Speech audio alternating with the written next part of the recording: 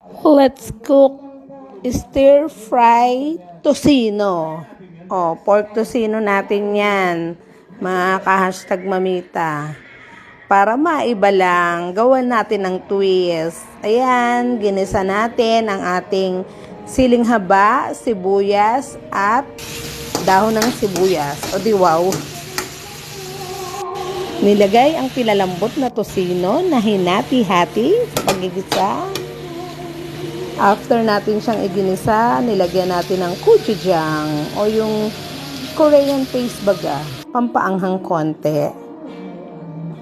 After nyan, syempre, ayan na, i-stir fry nga natin siya. Mapipirito na natin siya. Lutuin sa sarili niyang mantika.